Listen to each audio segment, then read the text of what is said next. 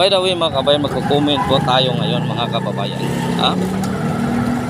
Tungkol ito sa ating mga Kende Sara na nag-press conference sila. Tingnan mo lahat ng mga koneksyon iniisa-isa nila. So by the way mga kabayan, kung hindi ka pa na-subscribe sa aking channel, pa-subscribe and pa-like and share ang ating video. Then i-follow mo ako sa FB page ko mga kababayan, i-like and share ang ating video. Then kung mapikit naman sa iyong kalooban, kung masaya ka na nanood sa aking video, pa-subscribe na, pa-follow din sa aking FB page. Dayon, pa-like and share para naman madagdagan ang ating mga subscriber. Mga kababayan. Pero kung mabigat naman, pa-like and share lang ating video naman mga kababayan. Pero sana hindi mabigat sa kalaban at masaya kayo na may napanood ninyo ang aking video tayo. And then sana suportahan niyo ako sa aking channel. Sana masaya kayo sa inyong, sana napasalamat din ako sa inyong walang sawang pagsuporta sa akin. Ganon talaga ang buhay mga friend. So talagang ito mga kababayan, tingnan mo ang mga kongres mga kababayan. Umiipal sila kasi dito sila kumikita. Dito talaga sila kumikita. Bakit? Lahat ng Pogo connection iniisa-isa nila. Kapag hindi ka kasali nila, talagang ipapatawag ka. So bakit hindi pinapatawag si Lito Lapid? Dahil ba kailan up sila ngayon sa administrasyon nito? Dahil ba ito mga kababayan? O bakit hindi nila Pogo sa Batangas? Bakit hindi nila pinahinto hanggang ngayon? Diyan pa rin. Bakit si Bong napaka-tahimik niya ngayon tungkol sa Pogo? So talaga ito mga kabayan, may connection ito lahat.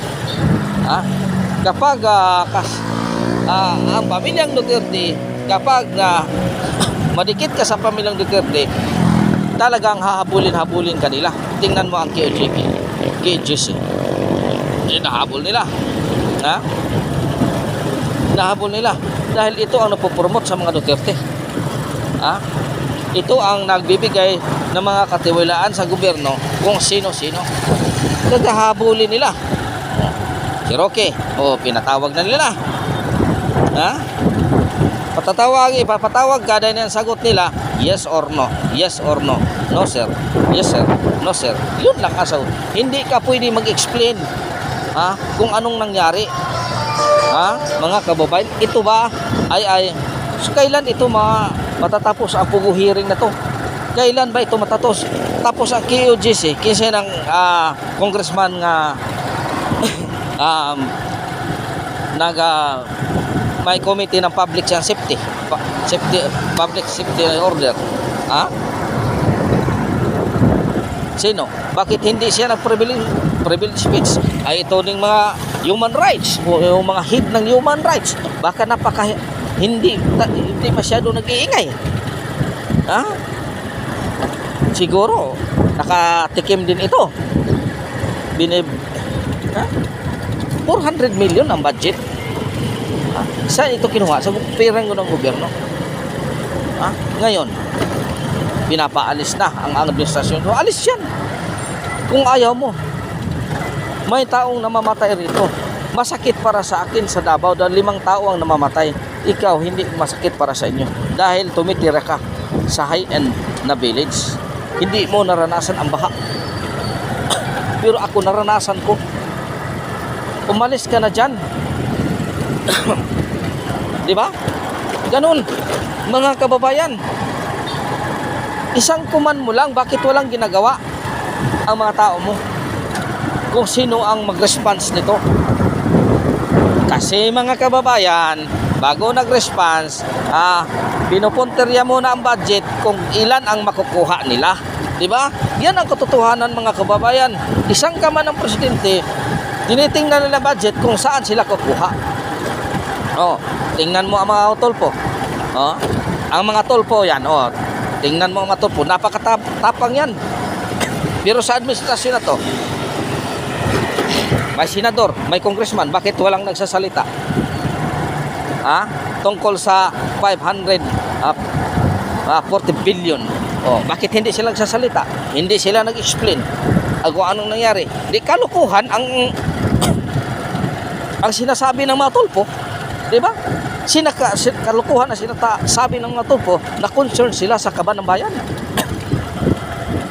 Di ba mga kababayan? Yan ang katotoo. Kay concern sila, dapat ito. Iniimbestigahan ito nila. Iniimbestigahan nila pero ganun pa rin. Walang nangyayari.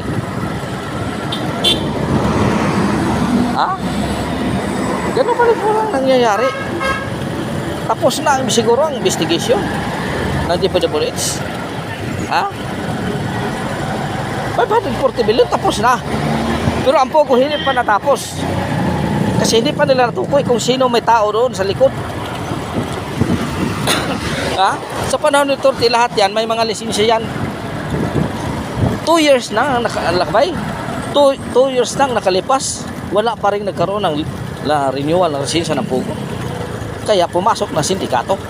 Yan, sino ang may pera, nakapera dyan? Di yung mga director niyan.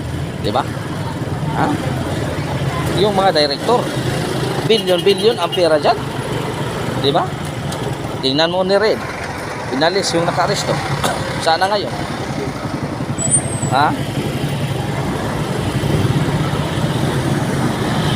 Yan ang katotohanan mga kababayan. By the way mga kababayan, hanggang dito na lang sa ating channel. Ako nagpapasalamat ako sa inyo. Sana hindi kayo nagsawa na sumuporta sa aking channel. Sana pagpalait kayo ng Panginoon. God is good all the time. All the time God is good. Pitching your kaninong tanan. All OFW. Sana mag-ingat kayo dyan sa inyong trabaho. Napakasakit, malayo man kayo sa inyong pamilya. Pero minsan sad to see dahil din sa ating bansa na napakaraming kurap ng mga barangay official. From barangay official down to the highest official of the government. Wala talaga. Iilan lang ang tao talaga na makita ng mga serbisyong publiko talaga ang kalang inaatupag. Hanggang dito na lang po mga kababayan.